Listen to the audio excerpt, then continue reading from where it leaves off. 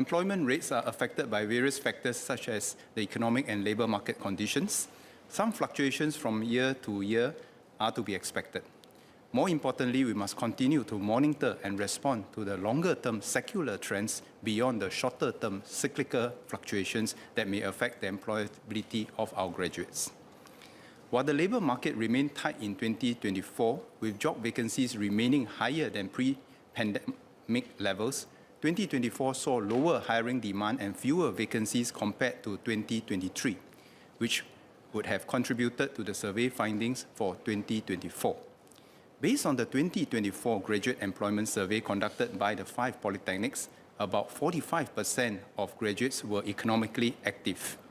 Amongst this group, there was a decrease in the full-time permanent employment rate and an increase in the unemployment rate as compared to 2023.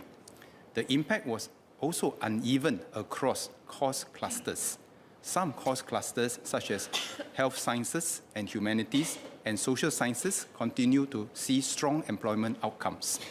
Graduates from course clusters such as engineering and information and digital technologies had higher unemployment rates, and this could be due to cyclical sectoral changes such as the downturn in the tech sector, which also affected hiring demand. We have also observed that some graduates have received full-time permanent job offers but have declined them for various reasons, including a perceived lack of work-life balance or the offered pay not meeting their expectations. We will continue to monitor if this trend persists and if it has a longer-term impact on graduates' employment outcomes. The polytechnics will continue to equip students with the necessary and in-demand skills and competencies by working closely with industry partners to ensure that our curriculum remains relevant and responsive to the evolving job market demands, as well as to provide quality internship opportunities for our students. The polytechnics further support students by providing education and career guidance as part of the curriculum, which includes resume writing and interview skills training. Those who require more support in finding a job can also tap on the career matching services and digital resources offered by Workforce Singapore WSG and NTUC's Employment and Employability Institute, or E2I. For 2025, given the global economic uncertainties, we will continue to monitor the situation closely with the polytechnics and industry partners. Thank you, Mr. Speaker. Just to clarify, Minister, I think in your preamble to the reply, you mentioned I had an additional question in future sittings, so I don't have any future questions. This is the only one. Yeah. So I have two questions, Mr. Speaker. One, according to the Polytechnic Graduate Employment Survey 2024, the unemployment rate for fresh undergraduates rose from 7.3% in 2023 to 12.5% in 2024, comparable to the numbers at the height of the COVID pandemic. Is the Minister concerned about the prospect of underemployment amongst polytechnic graduates? And would he direct the polytechnics to track underemployment data in future iterations of the graduate employment survey? I understand MOE is concerned about underemployment when it determines how many places are open in universities for different students, example, computer science, and I'm wondering whether there's a similar concern at the polytechnics and number of students who apply for polytechnic courses. The Minister mentioned in his reply the numbers seem higher for engineering and info, digital, tech-related courses, and hence the concern would also apply with regard to underemployment here. The second question I have is almost 10 years have passed since this House debated MOE's Aspire report, which sought to strengthen applied education at polytechnics and ITEs.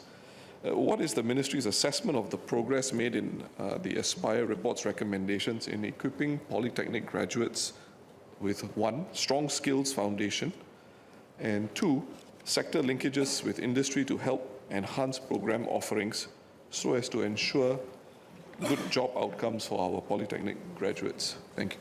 Mr. Speaker, sir, if I may answer the member's question together and put in context some of the data that has been discussed. Over time, we have seen the following trends. The first is that the number of poly-graduate students that are continuing further studies has increased. Okay, so the base of the people that are going into full-time employment directly has decreased. Okay, so this important point. Now, within the people who go into full-time employment, that's where we are talking about this particular survey. Okay, so long-term secular trend, more polytechnic graduates go on to study immediately before they enter the job market. Now, that is, in some sense, a positive trend. Then, of course, those who go directly are the remainder 45% or so. And within this 45%, that's where we get the uptick of last year, about a 5% of this 45% in change in the unemployment. So that's the first point. The second point to Mr. Singh's question about measuring underemployment. Now, this is not something that is easy to do because the definition of underemployment varies across different sectors and perceptions.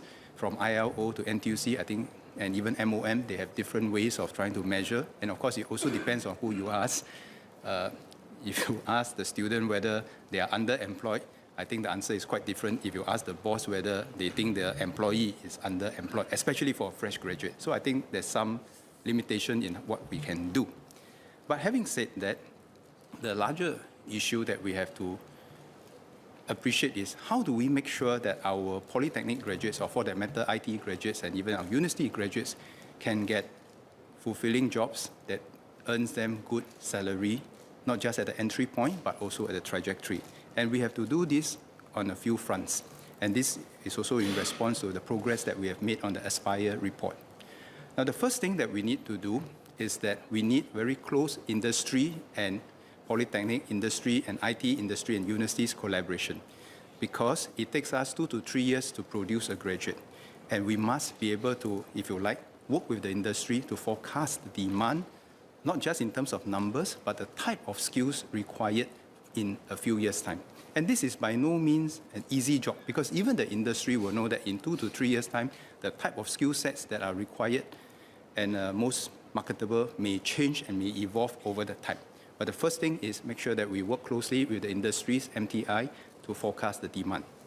The second thing is that in a fast evolving world, I think nobody will be able to say that my course will fit nicely into a particular job in 2 to 3 years' time. What we need to equip our people are also not just the skill sets of a particular job, but also adjacent competencies that allow them to evolve into either what we call adjacent jobs or complementary jobs that will make them much more employable. Some of these are hard skills, some of these are soft skills, some of these are skills that allows them to work with other partners across different nationalities so that we can widen the market opportunities for them, so that they can pivot, not necessarily just at the beginning, but also throughout their career. So these are how we must continue to work to make sure that our courses are relevant with industry input, and at the same time equip our people with the skills that are complementary, fungible, that they can have wider options rather than be narrowly typecast or siloed into specific sectors. And that is what the Aspire report has tried to do, and will continue to progress on these fronts. Thank you, Mr. Speaker. I note Minister's points about the transit of polytechnic graduates into degree courses, and understandably so. I think in the previous decade, MOE had also envisaged a cohort participation rate for students entering university to be on the increase, and it's 42% now compared to previously. And of course, the other factor is we've got applied learning universities now as well, and that may in itself be a positive fillip with regard to the Aspire report. But in regard to the numbers of students who are not transiting to university directly, on the applied learning front, I mean, does the minister see gaps, issues that can be improved so that the employment prospects of students, polytechnic graduates specifically, I wouldn't say combat, but can withstand some of these secular trends? Thank you. Mr. Speaker, sir, just two comments in response to Mr. Singh's comments. Yes, indeed, this is always a work in progress to make sure that our courses are relevant, the skills learned by our students are also relevant and current. And we have to make sure that every year we have to refresh the curriculum, even if it's the same course. We have to refresh the curriculum with the industry inputs, with what we sense in the market, so that we can meet the longer-term secular needs, longer-term trends beyond just the cyclical short-term trends. So that's one thing that we do and we must continue to do. The second thing that has come through here is also increasingly we have what we call the work-study diploma or even a work-study degree. And this is programs, applied learning programs in collaboration with the industries. Now, this is also another strong mechanism for us to make sure that our courses are relevant and are able to meet the, if you like, the just-in-time demand of the industries. So we hope to be able to expand the number of just work-study programs, because this will make it more current, not just for the pre-employment training, but also for the continuing education and training, because this is the best way for us to tighten the nexus between frontier business practices and academia, so that we can churn out the students with the skill sets that the industries need. So we must continue to do on both fronts, both the work-study part and also the tight nexus between industry and the education institutions.